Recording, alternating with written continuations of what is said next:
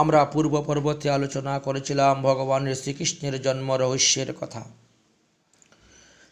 নন্দ মহারাজের পুত্র সন্তান প্রাপ্তির জন্য সকলে মিলে পুত্রেষ্টি যজ্ঞ করেছিলেন, কিন্তু সেই যজ্ঞতে নন্দ মহারাজ যাননি। তিনি ঘরে বসে আছেন দেখে যশোদা তিনাকে অনেক রকম প্রশ্ন করেছিলেন, প্রেরণ করেছিলেন, হুতা তুমি যাও যজ্ঞেতে। নন্দ মহারাজ বললেন, যজ্ঞের দ্বারা আমি তো পুত্র চাই না, আমি স্বপ্নেতে যে পুত্রকে দেখেছি সেই পুত্র চাই। সুতরাং আমি এইভাবে স্বপ্ন দেখেছি, তোমার কোলে বসে ইন্দ্র নীলমণি পুত্র খেলা করতেছে, স্তনপান করতেছে। তুমি কি কখনো এইভাবে স্বপ্নে দেখেছিলে? যশোদা বললেন, আমিও স্বপ্নে দেখেছি, কিন্তু সংকোচনের ভয়ে আমি তোমাকে বলি নাই। নন্দ মহারাজ বললেন, দেখো যশোমতী, তুমিও যখন ওইরূপ স্বপ্ন দেখেছ, আমিও যখন ওইরূপ স্বপ্ন দেখেছি, তখন এইসব সংকল্পের কি বা প্রয়োজন, আর এই সমস্ত যজ্ঞেরই কি বা প্রয়োজন? তার চেয়ে বরং আমরা একটা ব্রত আরম্ভ করব। সেটা কি ব্রত? বললেন, দ্বাদশী ব্রত, পুত্রেষ্টি একাদশী, এই যে সেই ব্রতটা। একেবারে সব নিয়মাদির সঙ্গে আমরা এটা আরম্ভ করব। করতে করতে লালসা বাড়ছে। একদিন গৃহদেবতা নারায়ণ স্বপ্নে এসে উপস্থিত হয়ে বললেন, দেখো নন্দ মহারাজ, তুমি যাকে সন্তান রূপে পাওয়ার জন্য এতদিন ধরে ভাবছ, এত আকুল হয়ে যাচ্ছ, সে তোমাদেরই ছেলে, তোমরা ওকে পাইবে, ধৈর্য ধারণ করো। সেই সময় একদিন এসে উপস্থিত হবে, এত অধৈর্য হয়ে উঠো না। তোমাদের এই আকুলতা আমার আর ভালো লাগছে না। সান্ত্বনা দিয়ে গেলেন যশোমতী মাতাকেও এইভাবে। তারপর দিন অতিক্রান্ত হয়ে গেল কিছুদিন। দিনে দিনে মাঘ মাসের শুক্লা প্রতিপদ দিবসে আবার স্বপ্নে দেখছেন যশোমতী মাতা, সেই একই স্বপ্ন, আগে যে স্বপ্ন দেখেছিলেন সেই একই স্বপ্ন। সেই ছেলেটা দিব্যাতি দিব্য, সেই নীলমণির মতন সেই সন্তানটি এক বিদ্যুৎ বর্ণা বালিকার সঙ্গে নন্দ মহারাজের হৃদয় থেকে বেরিয়ে এসে তার হৃদয়ে প্রবিষ্ট হন। আর সেই দিনের পরেই যশোমতী মাতার দেহে গর্ভের লক্ষণ প্রকাশ দেখা দিয়েছিল। তাহলে সেটা ছিল মাঘ মাসের শুক্লপক্ষের প্রতিপদ। তাহলে মাঘ, ফাল্গুন, চৈত্র, বৈশাখ, জ্যৈষ্ঠ, আষাঢ়, শ্রাবণ, ভাদ্র, অষ্টম মাসেতে সন্তান হয়েছিল দেখা যাচ্ছে।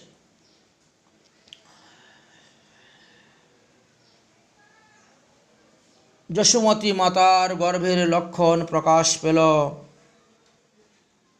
তাহলে প্রাকৃতিক সন্তান যেমন পিতার ঔরসে মাতৃশূর্ণীতে পুষ্ট হয়ে জন্মায়, ভগবান সেই রূপে আবির্ভূত হয়ে জন্মান না। এই জন্যই এখানে মহামনা শব্দ ব্যবহার হয়েছে। তিনি আগে পিতার মনে আসেন, সেই রূপটি পিতা বর্ণনা করেন মাতার নিকটে। তখন ওই বর্ণনার ভিতরে তিনি ওই মাতার হৃদয়ে যান, হৃদয়ে গিয়ে অবস্থান করেন। গর্ভ প্রকাশ হলো এবং গর্ভ থেকে নিঃসন্তান না হলে কখনোই বাৎসল্য প্রেম আসে না। তারপরে গর্ভ থেকে নিঃসৃত হয়ে তিনি আত্মজ রূপে উৎপন্ন হন। এই জন্য এখানে মহামনা শব্দ দেওয়া হয়েছে। আনন্দে অধীর হয়ে পড়লেন নন্দ মহারাজ, আনন্দ সাগরে ভাসলেন যশোমতী মাতা। স্তূপ স্তুতি নয়, তিনি ব্রাহ্মণদেরকে ডেকে এনে সূচি অলঙ্কৃত হয়ে বেদজ্ঞ ব্রাহ্মণগণ দ্বারা নানাবিধ জাতকর্ম করতে আরম্ভ করলেন। নন্দ মহারাজের যে প্রকার আনন্দ আর যেই প্রকারে দান দক্ষিণা, সাক্ষাৎ যেন মহা আনন্দের মূর্তি হয়ে উঠল। বিস্মিত হয়ে গেলেন সারা ব্রজবাসীগণ। চির কামনার সম্পদ লাভ করে তিনি একেবারে আনন্দে আত্মহারা হয়ে গেলেন। শুকমণি সেই স্থানে বর্ণনা করলেন, নন্দ মহারাজ 20 লক্ষ গাভী দান করলেন, তাও আবার নানা প্রকারের অলঙ্কারে ভূষিত করে। শোনা যায় যে তিনি 9 লক্ষ গাভীর নৈপতি। তাহলে 20 লক্ষ গাভী কোথা থেকে দান করলেন? একটা প্রশ্ন এসেছে। এক নিযুত বলতে তো 10 লক্ষ, আর 2 নিযুত বলতে তো 20 লক্ষ। এখন 20 লক্ষ গাভী তিনি দান করেছেন বিবিধ অলঙ্কারে ভূষিত করে, অর্থাৎ শিংগুলাকে স্বর্ণ দিয়ে বাঁধিয়েছিলেন, পায়ের নখগুলাকে রূপা দিয়ে বাঁধিয়েছিলেন। তারপরে 7 দিন যাবৎ দান করেই যাচ্ছেন নানা রত্ন স্বর্ণময় অলঙ্কার। এত সুবর্ণ মুদ্রা, এত ধন কোথার থেকে পেলেন? কোথার থেকে আসলো? এই রকম ধন রত্ন তো আর কোনো রাজার নেই, কারো নেই। এই কথা শুনে মহারাজ পরীক্ষিত মনে মনে ভাবছেন যে নন্দ মহারাজ তিনি তো শুধুমাত্র বৃন্দাবনের রাজা, সেটি তো মথুরার করদ রাজ্য মাত্র। মথুরা রাজা কি এত ধন আছে? সারা বিশ্বের রাজাদের ধন একত্রিত করলেও তো এত ধন হবে না। এত ধন উনি কোথা থেকে পেলেন? মহারাজ পরীক্ষিতের অন্তরের ভাব জেনে শুকমণি বললেন, হে পরীক্ষিত, যেই দিন স্বয়ং ভগবান ব্রজেন্দ্র নন্দন আবির্ভূত হলেন, সেই দিন থেকেই ব্রজ সর্ব সমৃদ্ধমান হয়ে গেলেন। নন্দ ব্রজ রমাগণের ক্রিয়াভূমি হয়ে গেল। এখন কমলাগণের বিহার ভূমি হয়ে গেল এই বৃন্দাবন। আর কমলাগণের বিহার ভূমি এই বৃন্দাবনে তো স্বরূপগত একটা সম্পদ আছেই। চিন্তামণিময় ভূমি, কল্প তরুময় বন, এই তো বৃন্দাবনের স্বরূপ। কল্পবৃক্ষ সম বন, চিন্তামণিময় ভূমি, ভাবলে যেটা ইচ্ছা তাই পাওয়া যায়। তাহলে সাক্ষাৎ নন্দ মহারাজ যে 20 লক্ষ গাভী দান করলেন, এতে আর আশ্চর্যের কথা কি আছে? তিনি তো আনন্দে মাতোহারা হয়ে ছিলেন। এই নন্দ উৎসবের দিনে সব গোপগণ গোপীগণ নন্দ মহারাজের গৃহে আগমন করতে লাগলেন, নানা প্রকার বেশভূষায় সজ্জিত হয়ে। নন্দ মহারাজের সন্তান জাত হয়েছে, সেই আনন্দে সকলেই উচ্ছ্বাসিত। গাভীগুলিকে অনুরূপভাবে বেশভূষায় সজ্জিত করা হলো, নানা প্রকার মাল্য এবং ময়ূর পুচ্ছের দ্বারা ভূষিত করা হলো। উৎসব আরম্ভ হলো। কিসের উৎসব? দধি, দুগ্ধ, ঘৃত ইত্যাদি সমস্ত অঙ্গনের মধ্যে ঢেলেছেন, আর তাহা পরস্পরের গায়ে মাখতেছেন, তাতে গড়াগড়ি দিচ্ছেন। শ্রীপাদ জীব গোস্বামী পাদ গোপাল চম্পুতে লিখলেন যে নন্দনের প্রাঙ্গণটি যেন একটা ক্ষীর সমুদ্র, দুগ্ধ সাগরে পরিণত হয়েছিল। আর গোপ গোপীরা পরস্পরের মধ্যে দধি দুগ্ধ নবনীত ঘৃত নিক্ষেপ করছেন। তারা যেন ওই ক্ষীর সমুদ্রের এক একটা তরঙ্গ। বিশাল প্রাঙ্গণে এই ক্ষীর সমুদ্রের মতোই তারা ওই দধি আর দুগ্ধ উঠাচ্ছেন, উঠছেন আর ডুবছেন। এই প্রকার নন্দ প্রাঙ্গণে অপূর্ব আনন্দ রসের আস্বাদন হয়েছিল। শুধু নন্দ প্রাঙ্গণেই নয়, মহাজনগণ বললেন, শিব নাচে, ব্রহ্মা নাচে, আরও নাচে ইন্দ্র। এই নন্দ মহারাজের ঘরের যে আনন্দ, সেই আনন্দে ভূলোক পার হয়ে দোলোক সাক্ষাৎ ব্রহ্মার কাছে গিয়ে পৌঁছেছিল আনন্দ। শিবলোকে চলে গিয়েছিল সেই আনন্দ, ইন্দ্রলোকে চলে গিয়েছিল সেই আনন্দ। আরোহ এখানে এসে তারাও নৃত্য করেন, সেখানে আনন্দ হয়। শিব নাচে, ব্রহ্মা নাচে, আরও নাচে ইন্দ্র, গোকুলের গোয়ালা নাচে পাইয়া গোবিন্দ। গোবিন্দকে সাক্ষাৎ সন্তান রূপে পেয়ে যে কি আনন্দ গোয়ালাদের, তাই তারা নৃত্য করছেন। কেউ আর গৃহে নয়, সব গোপগোপীরা ছুটে যাচ্ছেন নন্দ মহারাজের গৃহের দিকে, অঙ্গনের দিকে। নন্দের অঙ্গনে গোয়ালা চলিলা ধাইয়া, হাতে ননি আর কাঁধে ভার, নাচে থইয়া থইয়া। দধি দুগ্ধ ঘৃত গুল অঙ্গনে ঢালিয়া, নাচে নন্দ আনন্দ পাইয়া। অপূর্ব আনন্দ আবশ্যে এই উৎসব। এই জন্য তো একে নন্দ উৎসব বলা হয়েছে। নন্দ উৎসবের এত মহিমা। এইরূপ এইখানে নন্দ উৎসবের নৃত্য ইত্যাদির দ্বারা, দধিদুগ্ধ ইত্যাদি দিয়ে যে উৎসব হয়েছিল, অপূর্ব মহিমা এই উৎসব সম্পূর্ণ হল।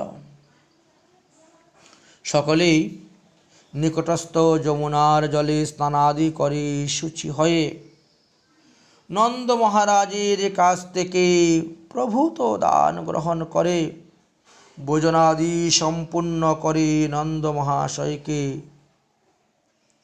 সার্থক করলেন।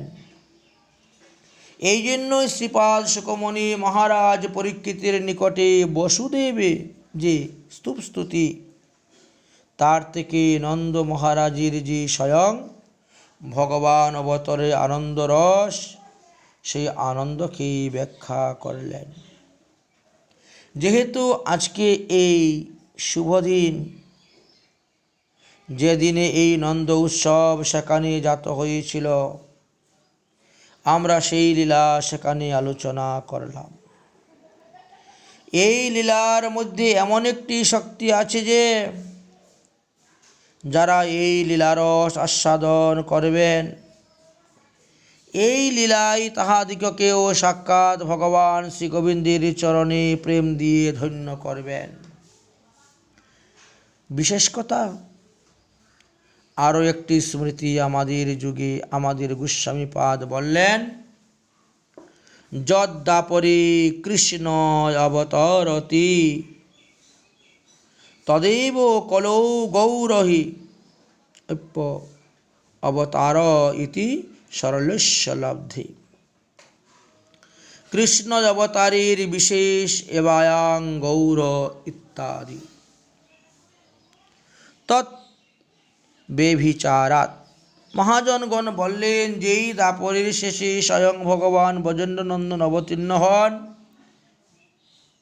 তারই অব্যবহিত পরবর্তী কলিযুগে স্বয়ং ভগবান গৌরচন্দ্র রূপে অবতীর্ণ হয়ে আসেন। তাতে কোনো ব্যভিচারিতা হয় না। কেন হয় না ব্যভিচারিতা? অন্য সময় তো তিনি অবতীর্ণ হতে পারেন, বলেন এটি ব্রজলীলার মাধুরী। শ্রীকৃষ্ণ তিনি বিষয় তত্ত্বরূপে ব্রজের সব মাধুরী আস্বাদন করেন, কিন্তু যখন রাধারানীর প্রেমমাধুরী আস্বাদন করেন তখন নিজেকেও তিনি হারিয়ে ফেলেন। এই রাধারানীর প্রেম এত বিশাল এবং মহামহিমাময় যে সেটি বৃন্দাবনে শ্রী ভগবানের ব্রজণ্ড নন্দনের হৃদয়ে তিনটি বিশেষ কামনা জাগিয়ে তুলেছিল। শ্রী রাধার প্রেমের মহিমা কি প্রকার, রাধা প্রেমের মাধুর্য বা কি প্রকার, রাধারানী আমাকে আস্বাদন করে যে আনন্দ লাভ করেছিলেন সেই আনন্দ বা কি প্রকার, এই তো তিন বাঞ্ছা। মহাজনগণ বলছেন, কইছন রাধা প্রেম, কইছন তার মধুরিমা, কইছন ভাবে বিহুভুল। বৃন্দাবনের চেষ্টা করেছেন, হয় নাই। বলে কেন হলো না? তিনি তো সর্বশক্তিমান, তিনি তো সবই করতে পারেন। বলেন না, তথাপিও বৃন্দাবনে হলো না। তার কারণটা কি আমরা বুঝতে পারি? বলে হ্যাঁ, অবশ্যই বুঝতে পারি। কৃষ্ণ কহেন, সেই প্রেমায় আমি হই কেবল বিষয়, আশ্রয় জাতীয় সুখ পাইতে মন ধায়। যত্নে আস্বাদিতে নারী কি করি উপায়, কবু যদি এই প্রেম হই আশ্রয়, তবে এই প্রেমানন্দের অনুভব হয়। অতএব রাধাভাব অঙ্গীকার করি, ধরি তার বর্ণ, এই তিন বাঞ্ছা আস্বাদিতে হন অবতীর্ণ। সর্বভাবে কৃষ্ণ করেন এই তো নিশ্চয়, হেনকালে আইল যুগ অবতারের সময়। তার কারণ এই দাপর যুগের পরবর্তী কলি, যখন রাধা প্রেমে লোভ জাগল। লোভ তো আর বেশি দিন অপেক্ষা করে থাকতে পারে না, যত শীঘ্রই সম্ভব হয় তা সাধন করা। তাই যুগ অবতারের সময় এসে গেল। সেই কালে শ্রী অদ্বৈত করেন আরাধন, তাহার হুঙ্কারে কইলেন কৃষ্ণ আকর্ষণ। তাহলে এই প্রকারে রাধারানীর ভাবকান্তি নিয়ে ব্রজণ্ড নন্দন অবতীর্ণ হলেন নদিয়ায় তার পরবর্তী কলিযুগে। সেই যুগের মানুষ তো আমরা এই কলিযুগের। ব্রহ্মার একদিনে 4000 যুগ, আবার সমপরিমাণ রাত্রি। এত দীর্ঘ ব্যবধানে এই যুগটা আসবে তা তো হতে পারে না। এই জন্য তাড়াতাড়ি চলে আসলেন। বৃন্দাবনে তিনি মধুর লীলা করেছেন, সব কিছুই হলো, কিন্তু লীলাটি বৃন্দাবনের মধ্যেই থাকলো, কোথায়ও ছড়িয়ে যায় নাই। যখন গৌর রূপে অবতীর্ণ হলেন তখন শ্রীমতী রাধারানীর ভাব আর ওই রাধারানীর প্রেম মাধুরী আস্বাদন করব, আর এই দ্বারে করিব সব ভক্তের প্রসাদ। এই দ্বারে সমস্ত ভক্তদেরকে প্রসাদ করবেন, যাতে সমস্ত জীব এই ব্রজভাব মাধুরী আস্বাদন পায়, আস্বাদনের সৌভাগ্য লাভ করতে পারে। আমরা তো বাৎসল্য প্রেমের মহিমার কথা আস্বাদন করার জন্য বসেছিলাম, কিন্তু মহাপ্রভুর সর্ব উচ্চ স্তরে সেই রাধা প্রেম, সেই রাধা প্রেমের মহিমার কথা বর্ণন করলেন। মহাপ্রভু সেই রাধা প্রেম তিনি অকাতরে সকলকে দান করে গেলেন, কিন্তু জীব তো আর রাধা নয় যে রাধা প্রেম তিনি দিবেন। রাধা তো রাধাই, এত বড় যে গোবিন্দ পর্যন্ত তার রূপ আস্বাদনে লালায়িত। জীব কি সেখানে পৌঁছতে পারে? জীব কি সেখানে পৌঁছতে পারে? বললেন না না, তা নয়। রাধা প্রেম দেওয়া ও বিশ্বে মোহিত। তাৎপর্য এই যে তিনি কলিহত জীবকে শ্রীমতী রাজারানীর মঞ্জুরি ভাবের আরাধনা দান করিলেন। যে আরাধনা এত উচ্চকোটির, যে রাধারানী প্রেম মাধুরী আস্বাদনে থেকে কোনো আর প্রয়োজনীয় বস্তু কোনো জীবকে আস্বাদন করতে পারে, এমন যুগের মানুষ আমরা। আর এমনই মহাপ্রভুর দান।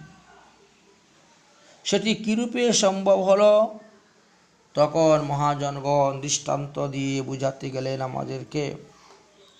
রাধার স্বরূপ কৃষ্ণ, প্রেমকল্পলতা, সখীগণ হয়ে তার পল্লব ফুল পাতা। কৃষ্ণলীলামৃতে যদি লতাকে সিঞ্চয়, নিজ শেখ হইতেও পল্লবাদি দিব্যকুটি সুখ হয়। রাধারানীর কৃপাতে রাধারানীর যে রসানন্দ, তার সখী মঞ্জুরি গণের মধ্যেই সেটি সঞ্চারিত হওয়ার কোনো বাধা থাকে না। এখন বলা যায় যে আমরা এমন যুগের মানুষ, অর্থাৎ মহাপ্রভুর কৃপায় আস্বাদন করা যাবে। মহাপ্রভুর কৃপাটা তো বিশাল। কবিরাজ গোস্বামী পাদ এই বিষয়ে বললেন, মহাপ্রভুর কৃপা কোনো সাধারণ জিনিস নয়।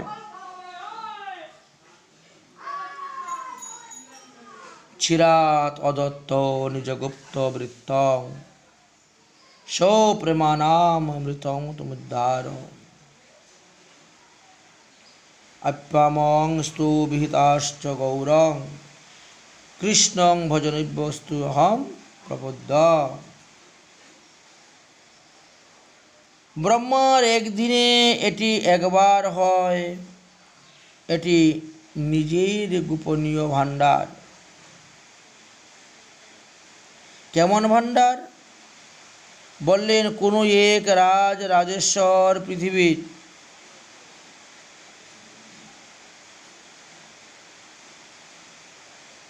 কোনো এক রাজ রাজেশ্বর পৃথিবীপতি, তিনি একদিনে খানিকটা উৎকৃষ্ট মদিরা পান করলেন। সেই মদিরা পান করে তিনি মত্ত হয়ে গেলেন। মত্ত হয়ে মনে মনে চিন্তা করলেন যে আমার যে দান দক্ষিণা তা আমার লোকজনেরাই তো করে থাকে। নিজের হাতে আমি তো কোনোদিনও দান দক্ষিণা করি নাই। আজ আমার ইচ্ছা আমি নিজের হাতে দেব। যখন নিজের হাতে দান করব, তখন আমার ভাণ্ডারের সবথেকে দামি যে জিনিস আমি তাহাই দান করিব, সেই জিনিস দান দিব। তার হাতে তো চাবিকাঠি। তিনি সেই সন্দুকটি খুলে সেই সন্দুকে এমন মণি রত্নমার্জি আছে, সব একে একে আনলেন। সমস্ত মণিমাণিক্য, একেবারে 7 রাজার ধন। সেই মণিরত্নগুলো আঁচলে বেঁধে নিলেন। এসে দাঁড়ালেন রাস্তার ধারে। ডেকে ডেকে দিলেন যারা ঝাড় দিচ্ছেন, যারা ভিক্ষা করছেন, যারা গরিব ভিখারি, তাদেরকে। তাই বলেন, কি ওটার দাম কমে গেল নাকি? তেমনি আজ সেই ব্রজের ঠাকুর নদিয়ায় রাধারস মদিরা পানে করে মত্ত আছেন। প্রমত্ত হয়ে আর সেটা সর্বোৎকৃষ্ট গোপী ভাব, সেই সখী মঞ্জুরি ভাব সম্পদ, সেই 7 রাজার ধন। ব্রহ্মা যাহা পায় না এক বিন্দু, হেন প্রেম বিলাইলা সংসারে। ব্রহ্মা এক বিন্দুও পান নাই, মহাদেব পান নাই, এই জন্য একে 7 রাজার ধন বলা হয়েছে। কবিরাজ গোস্বামী পাদ বললেন, আপনে করি আস্বাদন শিখাইল ভক্তগণে প্রেমভক্তি, মনের প্রভু ধনী, নাহি জানে স্থানাস্থান, যারে তারে কইল দান, মহাপ্রভু দাতা শিরোমণি। ওইছে গুপ্ত ভাব সিন্ধু, ব্রহ্মা না পায় যার এক বিন্দু, হেন তার বিফল যেন।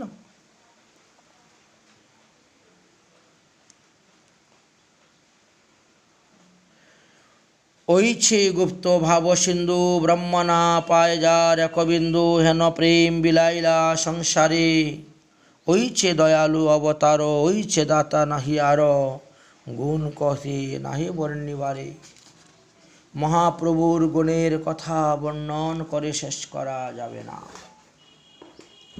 কহিবার কথা নহি, কহিলে কেহ না বুঝে, ওইছে চিত্ত চৈতন্যের রঙ্গ, সেই সে বুঝিতে পারে, চৈতন্যের কৃপা যারে, হয় তার দাসানো দাসের সঙ্গ।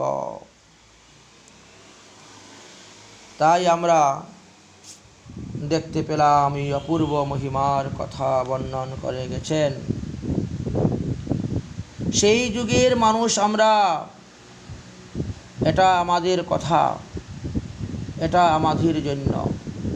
মহাপ্রভু করুণা করে এই বস্তু কলিহত জীবকে দান করেছেন।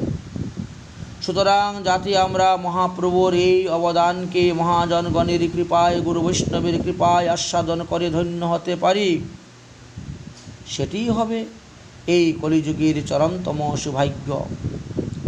মহাপ্রভু এবং তার পার্ষদগণের কৃপায় আমাদের ভজন সম্পত্তির কোনো অভাব নেই। করুণা করে শ্রীমৎ মহাপ্রভু তার পার্ষদগণের দ্বারা এই রহস্যময় ব্রজের ভাবনা, ব্রজের সাধন সমস্ত কিছু প্রকাশ করে রেখে গেছেন। সুতরাং আস্বাদন করা তো কোনো অসুবিধা নেই। তাই যাতে আমরা এই বস্তুটি আস্বাদন করে ধন্য হতে পারি, আজ গোবিন্দের শুভ আবির্ভাব দিবসে তাহার শ্রীযুগল চরণে প্রার্থনা জানিয়ে আজকের মতন শ্রী শ্রী ভাগবতীয় কথা আমরা এখানেই বিশ্রাম দিলাম। জয় শ্রীকৃষ্ণের জন্মাষ্টমী জয়, জয় শ্রীকৃষ্ণের আবির্ভাব তিথি জয়, জয় শ্রীকৃষ্ণের জন্ম জয়ন্তী কি জয়, জয় জয় শ্রী রাধেশ্যাম নিতাই গৌর হরি বল।